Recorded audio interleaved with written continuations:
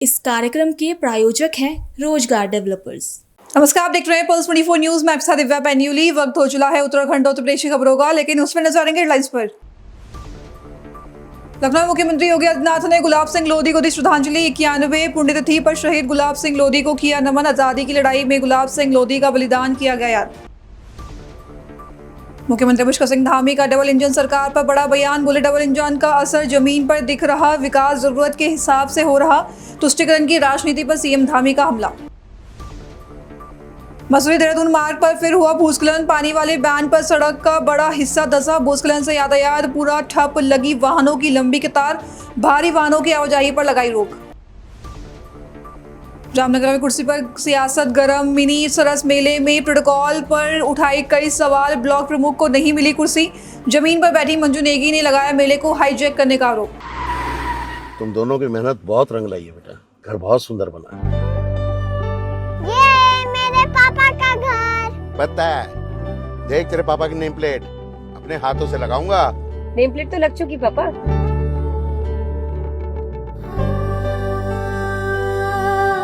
असल मेहनत तो आपने किया पापा, मुझे इस काबिल बनाने के लिए। वो जिंदगी भर किराए के मकान में रहे, लेकिन आज ये घर मेरा नहीं, ये है मेरे पापा का घर।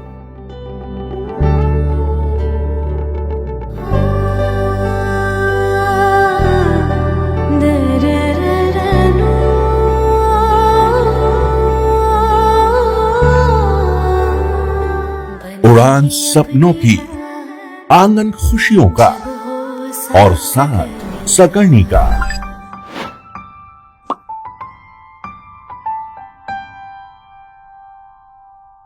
साठ वर्षों से आपके साथ मनोरंजन और संस्कार का संगम, जाह्नवी मैगजीन। आइए अब देखते हैं खबरें विस्तार से।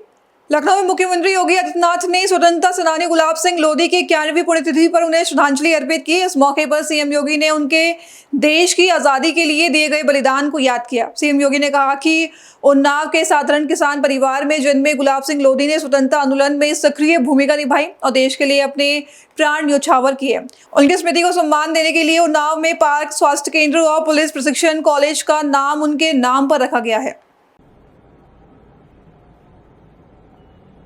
आज हम शहीद गुलाब सिंह लोधी जी की 91वीं बलिदान दिवस के अवसर पर यहां एकत्र हुए हैं। उन्नाव में 1903 में एक साधारण किसान परिवार में जन्म लेकर देश की आजादी का जो जज्बा उनके मन में था, उस जज्बे के साथ उन्होंने उस आजादी के आंदोलन में बढ़ चढ़ करके भाग लिया था और लखनऊ में आकर देश की स्वाधीनता के लिए अपने आप को बलिदान किया। अमर शहीद गुलाब सिंह लोधी जी की स्मृतियों को जीवंत बनाए रखने के लिए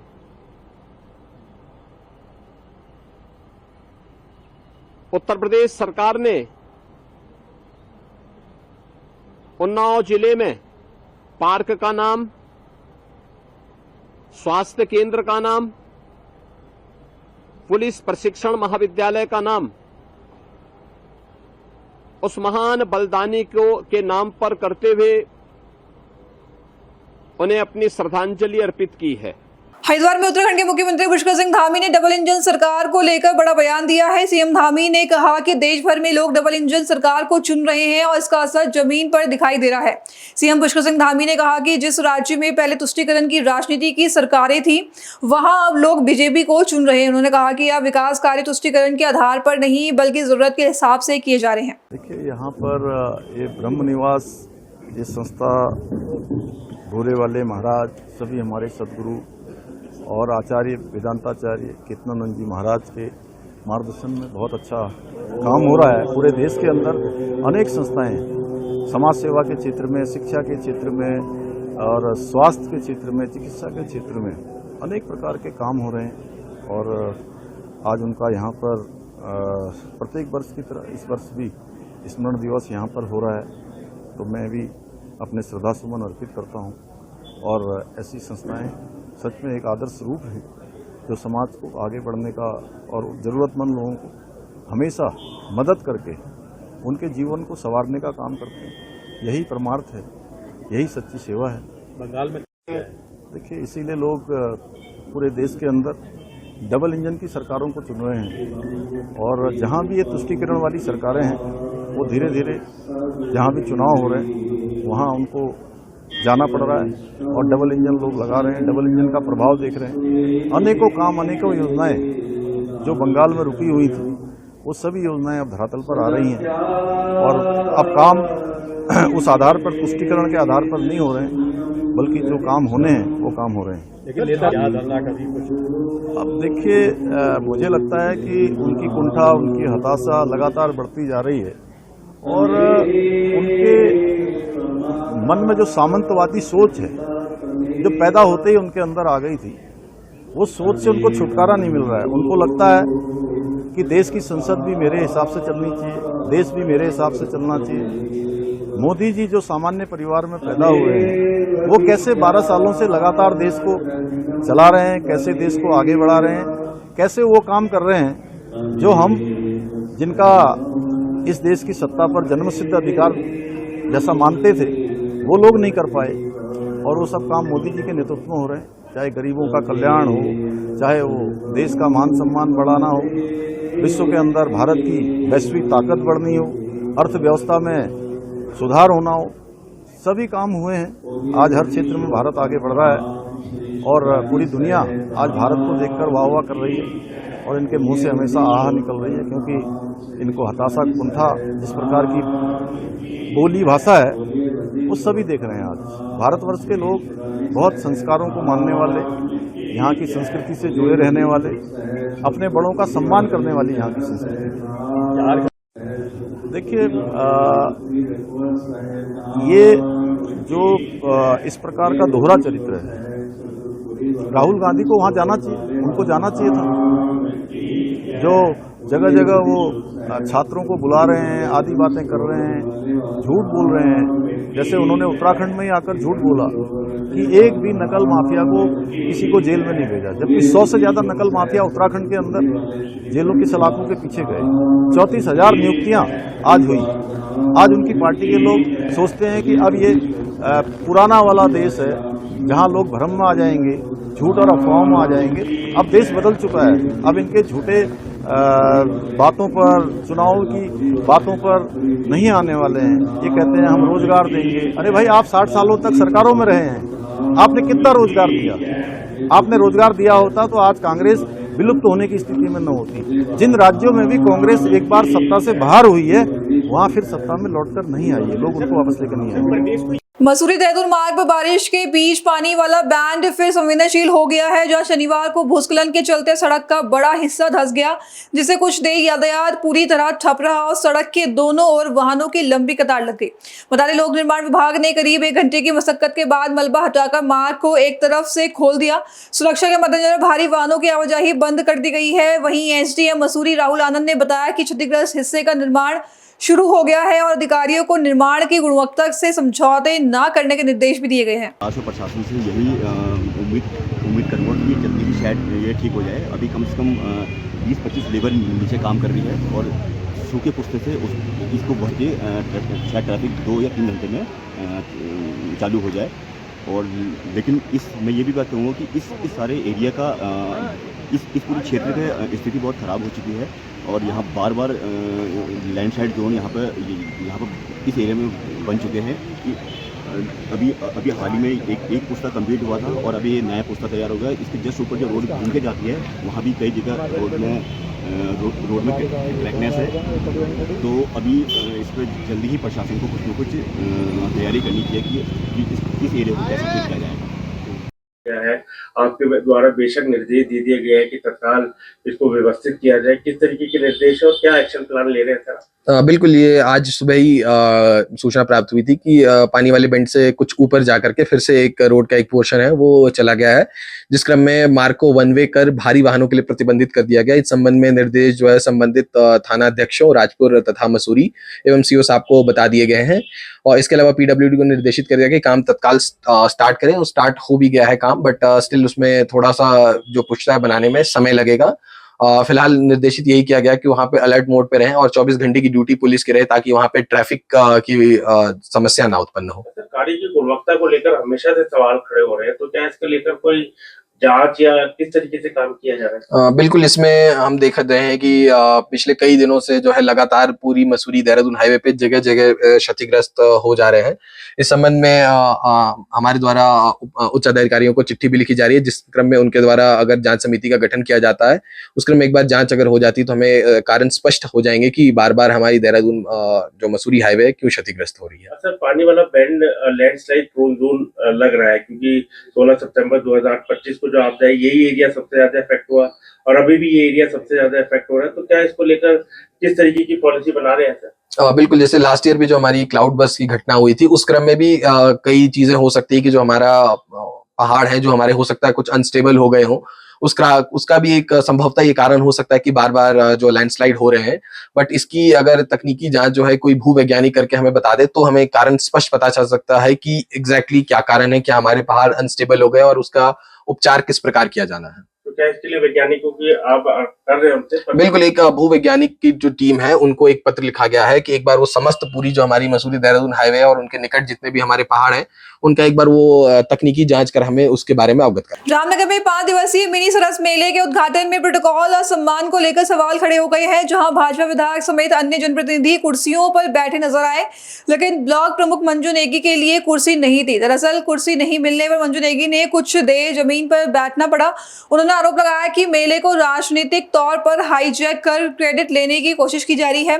वहीं ज्येष्ठ ब्लॉक प्रमुख संजय नेगी ने विवाद से जताया कि महिला स्वयं सहायता समूह के उत्पादों को बाजार दिलाने पर जोर दिया। देखिए, ये आज राष्ट्रीय आजीविका मिशन के द्वारा मिनी सरस का आयोजन किया गया है। तो मैं पहले तो धन्यवाद करना चाहूँगी हमारे सीडीओ सर का, जिनकी वजह से आज रामनगर में छोटा सा मिनी सरस लगा है और ये समूह की महिलाओं के लिए बहुत ही बड़ी बात है, जो अपना रोजगार करती हैं, जो प्रोडक्ट्स सेल करती हैं बाहर जाके।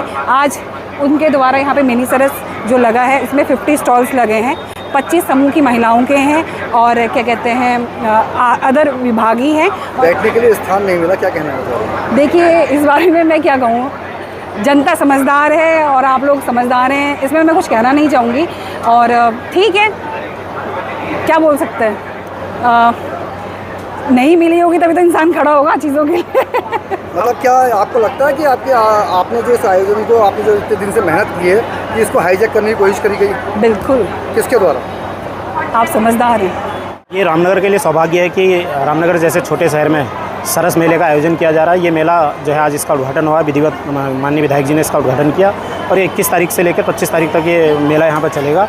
देखिए, निश्चित रूप से ये जो है सरकारी कार्यक्रम है।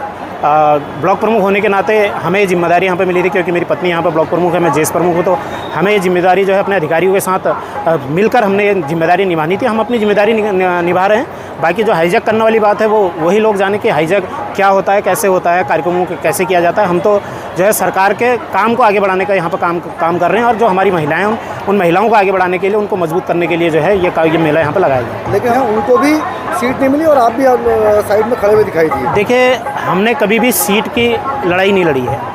मेला सक्सेस हो जाए, हमारे जो महिलाओं ने स्टॉल लगाया है वो खुश होकर यहाँ से जाएं, 5 दिन में उनकी खूब सारी बिक्री हो, उनके जो उत्पाद हैं उनको ब्रांड मिले, उनको बाज़ार मिले और वो मजबूती से खुश होकर जाएंगे। और रामनगर की जनता अगर खुश होगी तो हमारे लिए यही बहुत कुछ है कि हमने मेहनत की और यहाँ पे मेला लगाया। देखिए, ये उन लोगों को समझना चाहिए कि कौन पद में है और कौन पद में नहीं है और किसे कुर्सी देनी चाहिए और किसे कुर्सी नहीं देनी चाहिए। उन लोगों को सोचना चाहिए जो लोग जो है वहाँ बैठे हैं। हमने देखा कि वो ज़मीन पर बैठी हुई दिखाई दी ब्लॉक प्रमुख। जमीन से जुड़े हुए लोग जमीन में ही बैठे दिखाई देंगे आपको। सहारनपुर के गंगोह क्षेत्र में बीएससी छात्रा की संदिग्ध परिस्थितियों में मौत के बाद तनाव है, जहां मृतका के परिजनों ने गांव के 2 लोगों पर प्रताड़ना, मारपीट और दुष्कर्म के गंभीर आरोप लगाए हैं और गिरफ्तारी तक अंतिम संस्कार करने से इनकार कर दिया है। दरअसल पोस्टमार्टम के बाद शव गांव पहुंचने पर परिजनों और समाज के लोगों ने पुलिस चौकी पर जाम लगाकर कार्रवाई की मांग की, जहां अधिकारियों ने आश्वासन के बाद जाम खुला, लेकिन परिजन अब भी गिरफ्तारी की मांग पर अड़े हैं। बता दें, एसपी सिटी और सीईओ समेत कई थानों की पुलिस गांव में तैनात है। वहीं पुलिस का कहना है कि मामले की जांच की जा रही है और आरोप की वास्तविकता जांच पूरी होने के बाद स्पष्ट होगी। क्या नाम है आपका? शिव दिया। क्या लगते हैं? मैं मामा लगता हूँ जी लड़की। क्या मांग है आपकी? अंतिम संस्कार क्यों नहीं किया जा रहा? अंतिम संस्कार इस करके नहीं कर रहे जी, बॉडी जब पोस्टमार्टम के लिए गई हुई थी, उसमें जो मोनू प्रधान आरोपी है वो पोस्टमार्टम के टाइम जो है वहाँ पे पहुँचा और हमारे ऊपर दबाव बढ़ाया, धमकी दी कि तुम पोस्टमार्टम ना कराओ। तो हम जो है जी, हमें ये जो पोस्टमार्टम हुआ है हमें इस पर भरोसा नहीं है भाई। जब आरोपी खुला फिर के मरते धमकी दे रहा है, तो इसी करके हम जो है सरकार से दोबारा जो है एसएसपी साहब से दोबारा पोस्टमार्टम कराने के लिए अपील कर रहे हैं। दोबारा से इसका पोस्टमार्टम हो जाएगा। हमारी बच्ची के साथ जो है रेप भी हुआ है और रेप करने के बाद इसकी हत्या हुई है जी। ये चीज़ें खुल कर ही हमारे तो सामने। नाम है आपका? मेरा मौसम नाम है जी। अच्छा, ये जो बच्ची एक्सपायर हुई है, क्या लगती है आप इसकी? मेरी बेटी है जी। अच्छा, आप इसका अंतिम संस्कार अभी नहीं कर रहे हैं, क्या मांग है आपकी? मेरी मांग एक पोस्टमार्टम दोबारा मैं संतुष्ट हूँ। पोस्टमार्टम से मने कर रहे थे, कुछ कमी होगी प्रधान जी, मैं जब भी तो कर रहे थे। हमारी के लोग मारपीट करी गई। मैं एक पोस्टमार्टम की मांग है, एक उसकी गिरफ्तारी की। उसकी गिरफ्तारी क्यों नहीं हो रही? गिरफ्तारी अभी तक नहीं हुई तो कोई जांच नहीं हो रही। सब है का यही प्रेशर बना रहे, इस अंतिम संस्कार करो, अंतिम संस्कार करो। उसकी गिरफ्तारी की क्यों नहीं बना रहे? धरने के दौरान कप्तान साहब ने दो घंटे धरना के दौरान 2 घंटे का समय लिया था एसएसपी साहब ने कि 2 घंटे में गिरफ्तारी हो जाएगी। 2 घंटे से अब जब 12 घंटे हो चुके हैं, कोई गिरफ्तारी नहीं है। मेरी गिरफ्तारी की मांग है और पोस्टमार्टम की दोबारा मांग। मैं संतुष्ट हूँ। मसूरी में शनिवार देर रात बारिश के बीच माल रोड पर एक सूखा पेड़ अचानक टूटकर होटल की छत पर जा गिरा, जहां पेड़ पहले एंटीक रेलिंग से टकराया और फिर होटल सूर्य किरण की छत पर गिरा। गनीमत रही कि हादसा करीब 3 बजे हुआ, जब सड़क पर आवाजाही बेहद कम थी। दरअसल हादसे की सूचना पर पुलिस और फायर सर्विस मौके पर पहुंची और कटर से पेड़ काटकर सड़क से हटाया गया। वहीं पेड़ गिरने से होटल की छत और नीचे खड़ी कार क्षतिग्रस्त हुई है, जहां स्थानीय लोगों ने माल रोड समेत अन्य इलाकों में जर्जर पेड़ों को समय रहते हटाने की मांग की है। वहीं नगर पालिका का कहना है कि पेड़ हटाने के लिए वन विभाग से अनुमति मांगी गई है। अभी के लिए बस इतना ही। खबरों के लिए बने रहे पल्स 24 न्यूज के साथ। तब तक नमस्कार। इस कार्यक्रम के प्रायोजक थे रोजगार डेवलपर्स। तुम दोनों की मेहनत बहुत रंग लाई है बेटा, घर बहुत सुंदर बना है। ये मेरे पापा का घर। पता है, देख तेरे पापा की नेम प्लेट अपने हाथों से लगाऊंगा। नेम प्लेट तो लग चुकी पापा।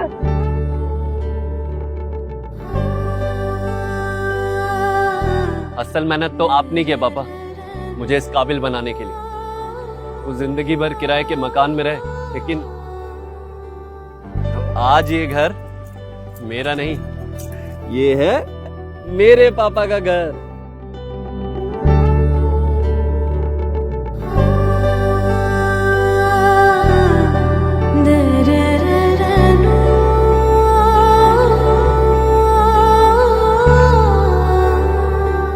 उड़ान सपनों की, आंगन खुशियों का और साथ सकर्णी का।